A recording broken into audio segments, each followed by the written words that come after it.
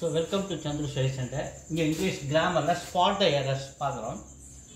இந்த சென்டென்ஸில் ஒரு சின்ன மிஸ்டேக் இருக்கும். அது எதை நம்ம கண்டுபிடிச்சி சரியாக எழுதுறது தான் ஸ்பாட் த எரர்ஸ்.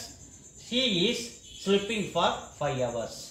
ஸோ இது சரியான சென்டென்ஸ் என்னென்னா இங்கே ஈஸை எடுத்துகிட்டு என்ன வரணும், ஹேஸ் பீன். ஸோ எப்படி அப்படின்னு நான் சொல்கிறேன். இது ஹேஸ் பீன் சேர்த்திங்கன்னா she has been sleeping for 5 hours. இது என்னன்னா present perfect continuous tense இது மாறும். present perfect continuous tense என்ன, ஒரு நிகழ்ச்சி கொஞ்ச நாள் முன்னாடி நடக்குது. ஸோ இவங்க தூங்குறாங்க, கொஞ்ச நாள் முன்னாடி தூங்க ஆரம்பிச்சிருப்பாங்க, இப்பயும் தூங்குறாங்க ப்ரெசன்ட் டென்ஸு, ஃப்யூச்சர்லேயும் கொஞ்ச நாள் தூங்குவாங்க. ஸோ அந்த மாதிரி தொடங்கி இறந்த காலத்தில் தொடங்கி பாஸ்ட் டென்ஸில் தொடங்கி ப்ரெசன்ட் டென்ஸில் நடக்குது, ஃப்யூச்சர்லேயும் கொஞ்ச நாள் அது நிகழ்வு நடக்கும்.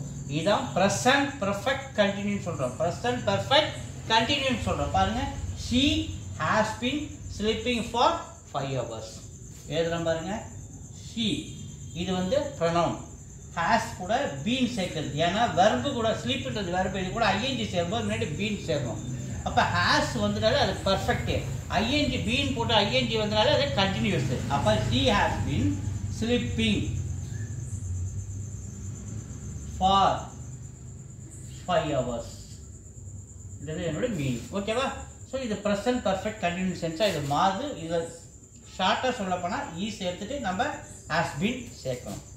The police has made several arrests. இங்கே the police என்பது ஒரு புளுரலை குறிக்கும், பல பேரை குறிக்கும். ஸோ இது சிங்குலர் அல்ல. ஸோ சிங்குலர் இருந்ததை ஹேஸ் போட்டுக்காங்க. நம்ம அதை புளுரல் சொல்லும்போது ஹேஸ் எடுத்துட்டு நம்ம என்ன செய்யணும், have. So the police have made several arrests அப்படின்ட்டு இந்த சென்டென்ஸ் நம்ம மாறும். அப்போ இதில் ஒரு சின்ன ஒரு மிஸ்டேக் தான் இருக்கும்.